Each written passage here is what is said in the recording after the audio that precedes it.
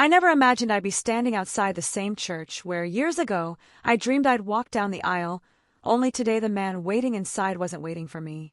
And he wasn't mine anymore. Daniel Hayes, the boy who once promised he would never let me cry, the boy who used to hold my hand under the school bleachers, the man who knew every piece of my heart, was getting married today. To someone else. I stood near the stone fence across the street, watching as guests walked into the beautifully decorated hall. White roses, soft fairy lights, violin music drifting through the warm summer evening, everything looked like a fairy tale. Except I wasn't the princess. I wasn't even invited. I shouldn't have been here, I knew that. But sometimes your heart drags your body to the places your mind begged you to stay away from. My fingers tightened around the paper cup of coffee I hadn't taken a single sip from. My heartbeat felt louder than the music. My chest burned, but I forced myself to breathe normally. 1 year ago, Daniel told me he needed space. 3 months later, he told me he wasn't ready for anything serious. And now, he was marrying someone else. I wondered if he ever loved me the way I loved him. Maybe I just read too much into the late-night talks, the long hugs, the way he saved every note I ever wrote him. Maybe it all meant nothing. Maya. A soft voice broke my thoughts. I turned and found Mrs. Hayes, Daniel's mother, standing behind me in a navy blue dress. Her eyes were gentle but worried, like she wasn't sure if coming to me was the right thing. "You shouldn't be alone right now," she said softly. I swallowed hard. "I'm okay." Her lips trembled. "Sweetheart, no you're not." I looked away, afraid she would see the storm in my eyes. She stepped closer. "I told Daniel he was a fool for letting you go. I told him he would regret it for the rest of his life." Hearing that only made the ache worse. "He made his choice," I whispered. Mrs. Hayes sighed. "Sometimes life makes choices for us." I didn't understand what she meant. Before I could ask, the church doors opened, and a wave of applause rose inside. "He's coming," she said. My chest tightened painfully. I knew I shouldn't look. I knew watching him walk out with his new wife would break whatever tiny pieces of my heart were still holding on. But I looked anyway. And there he was. Daniel stepped out into the afternoon sunlight, wearing a black suit that somehow made him look older, more distant, more unreachable than ever. His new wife walked beside him, a beautiful woman with soft curls and a gentle smile. I expected him to look at her, but he didn't. His eyes moved past the crowd, past his family, past the photographers. And then they stopped. On me. Just me. For a moment, the world was silent. I couldn't breathe. He couldn't look away. There was something in his eyes. Regret? Pain. Something I had never seen before. Mrs. Hayes whispered, "He didn't want this wedding." My heart slammed against my ribs. Then why is he? Before I could finish, someone called my name. I turned. A young man in a black suit stood behind me, holding a white envelope. His voice was trembling. "Maya, Daniel asked me to give you this. Tonight." I stared at the envelope with shaky hands. On the front, in Daniel's handwriting, were 4 words that changed everything. "I'm sorry. Forgive me." For a long moment, I just stared at the envelope in my hands. It felt heavier than paper, like it carried years of unsaid words, broken promises, and the pieces of a love story that never got its ending.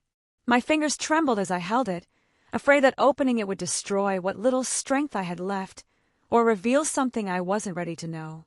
The young man who delivered it, Daniel's cousin, Nathan, shifted nervously. He looked like he wanted to run away from the emotions tearing through the air around us. "He told me to give it only after the vows," Nathan said, avoiding eye contact.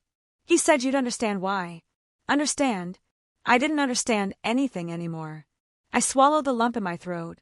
"Did he say anything else?" Nathan hesitated. "Just that. He hopes you don't hate him." A bitter laugh escaped me before I could stop it. Hate him? If only emotions were that simple. Mrs. Hayes gently touched my arm. "Sweetheart, maybe you should sit somewhere." But my body felt frozen, caught between past and present, between what I knew and what I feared. Across the street, Daniel was still standing outside the church with his bride, but his eyes, they kept drifting to me. Like he couldn't help it, like something was pulling him in my direction. Yet he didn't move. He didn't take a single step toward me. And that said everything. I turned my back to the church, unable to look at him anymore. The sounds of laughter, congratulations, and camera shutters felt like knives. "Read it when you're ready," Mrs. Hayes whispered. I nodded, though I wasn't sure I'd ever be ready for whatever truth waited inside the envelope. I walked toward my car, the same old blue Honda Daniel once helped me fix in college. Back then, we joked about traveling the country together in it someday. He wanted to see the mountains. I wanted to see the ocean. Funny how dreams change. Funny how people change. I sat inside, closed the door, and the sudden silence made my breath shaky.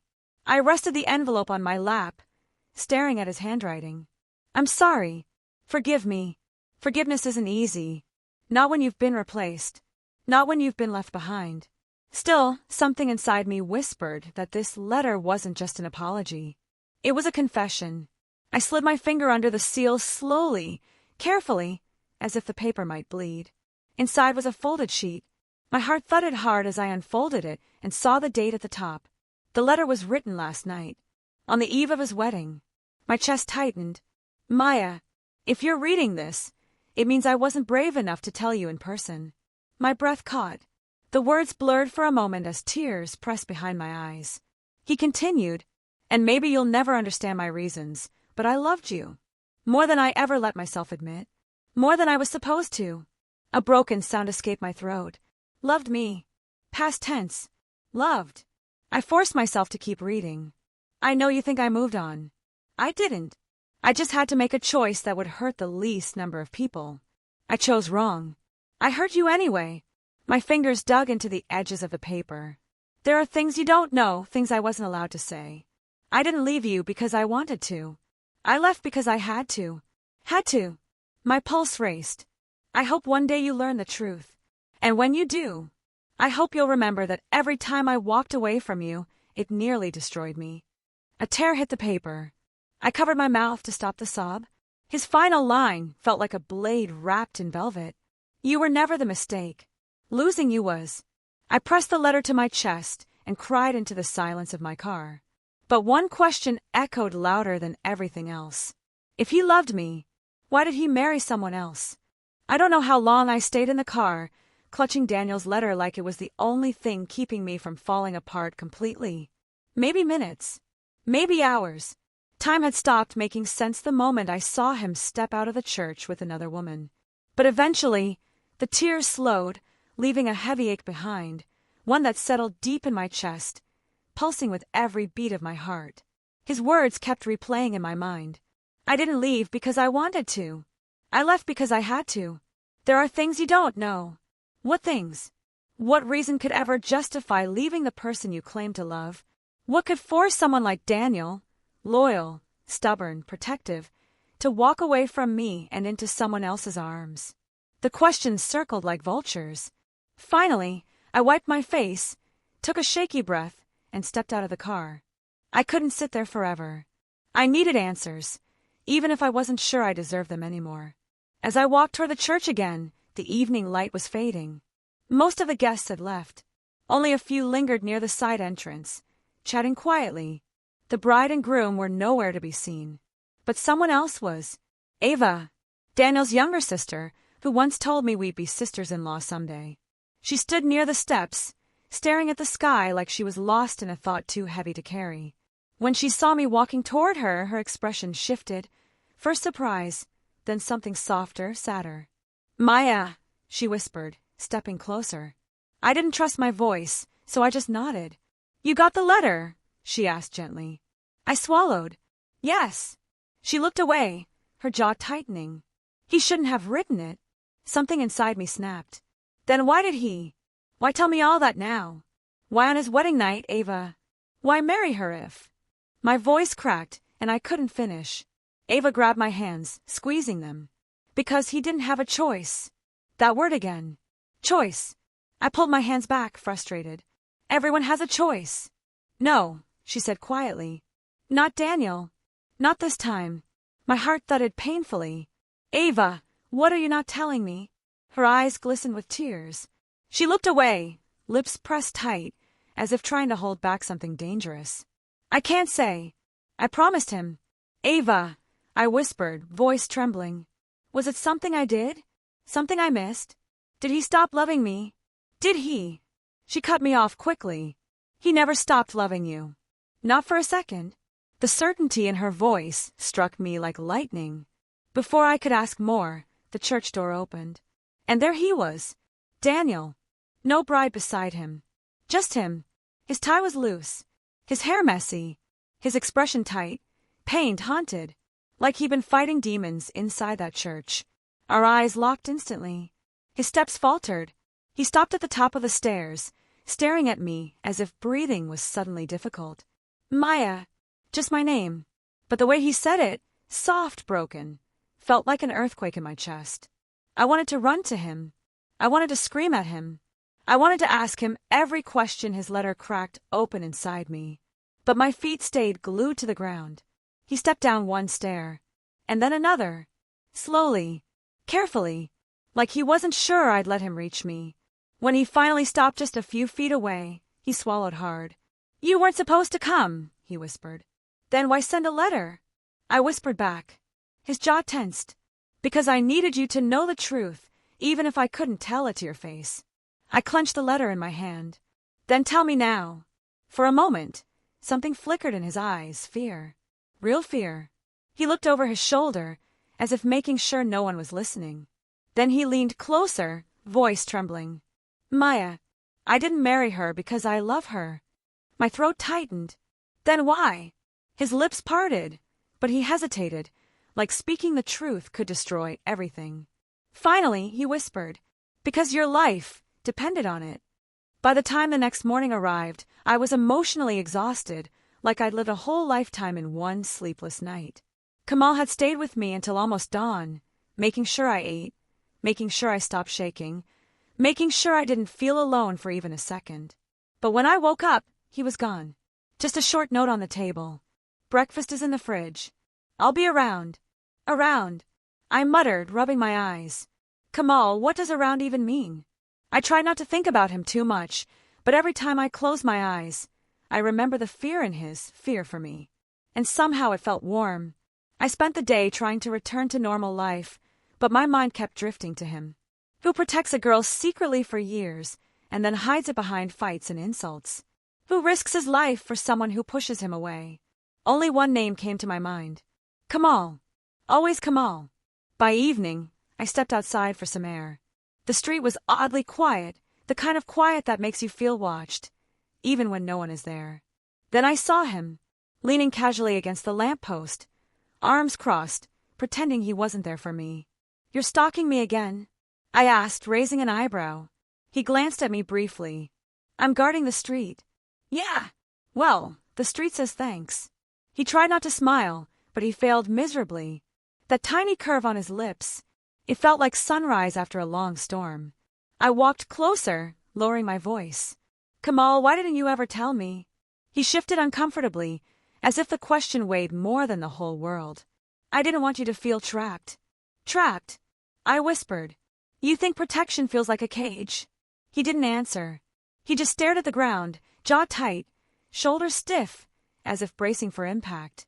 For the first time ever, I saw not the strong, unshakable Kamal, but a man terrified of losing something he never even claimed. Before I could speak again, his phone buzzed.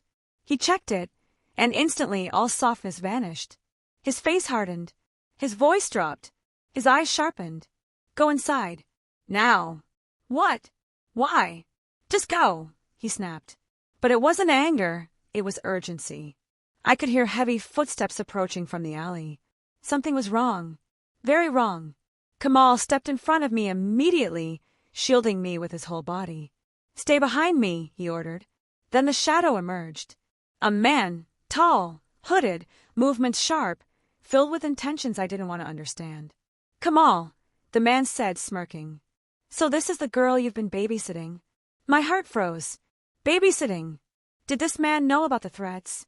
Was he the threat? Kamal didn't move an inch. If you take one more step toward her, he said quietly, you won't walk back. The man laughed, still playing hero. Then, faster than my eyes could process, he reached into his pocket. For a split second, I saw the glint of metal. Kamal! I screamed. Everything happened in a blur. Kamal grabbed my arm, pulling me behind a car, pushing his own body between me and the danger without hesitation, without fear, without thinking twice. The sound of something shattering echoed across the street. I covered my ears, my knees shaking so hard I thought I'd fall. Kamal turned his head slightly, just enough for me to see his eyes. Fierce, determined, and full of a promise he never spoke aloud. I will protect you, no matter what it costs me. The air felt sharp, like the whole street was holding its breath. My heart pounded so loudly that I could barely hear anything else. Kamal's hand stayed firmly on my arm, steady, warm, telling me without words that he wasn't going to let anything happen to me. The hooded man stepped forward again, slow and deliberate, as if he enjoyed watching fear drip into the cracks of the night. "Kamal," he taunted, "you should have stayed out of this. This girl isn't worth bleeding for."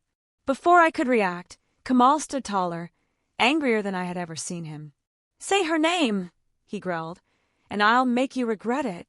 The man laughed, but even in that mocking sound, I heard a tremor, like he knew exactly who he was dealing with. I peeked from behind the car, and the man's eyes flicked toward me. "There she is," he sneered. "The reason you've been causing so much trouble." Kamal moved immediately, blocking me again. I felt his muscles tense, ready, prepared for whatever was about to happen. Then everything burst into motion. The man lunged. Kamal met him halfway. The sound of impact, fists clashing, feet scraping against pavement, echoed through the street. Kamal fought like a storm, fierce but controlled, every move fueled by something deeper than anger. Protectiveness, desperation, fear not for himself, but for me. I squeezed my eyes shut as the two wrestled, slamming into the side of a parked bike.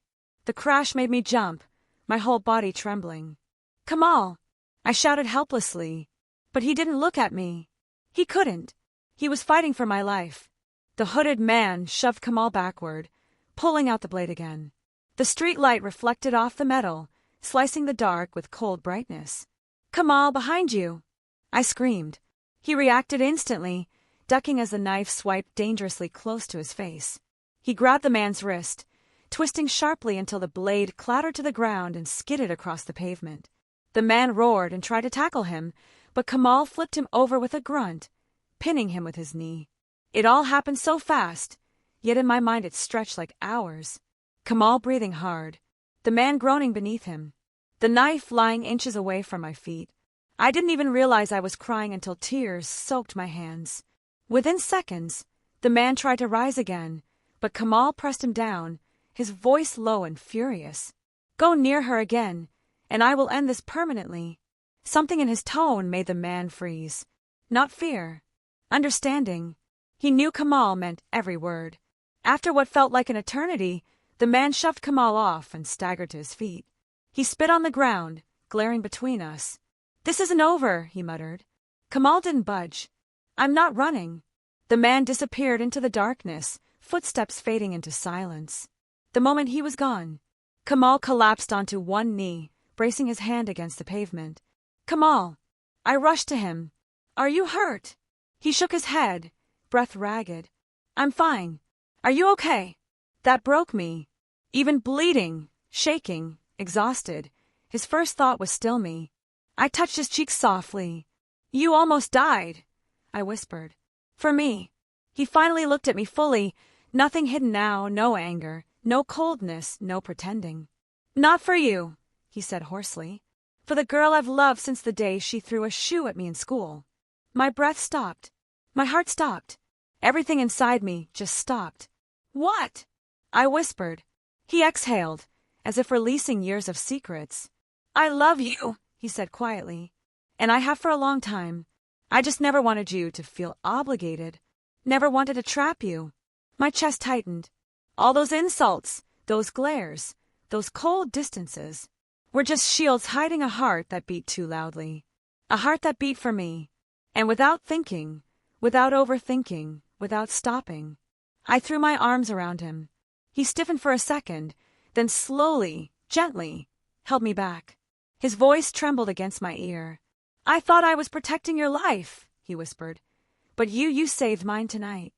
Kamal and I stayed on the cold pavement for what felt like forever, his arms wrapped around me, my heartbeat tangled with his. The street was quiet now, but inside me, everything was loud. Loud. Too overwhelming. When he finally stood up, he winced. His knuckles were scraped, his lips slightly cut. "Kamal, you're hurt," I whispered. He brushed it off. "Nothing serious. Let's get you home." But for the first time, I didn't want to go home. I didn't want distance.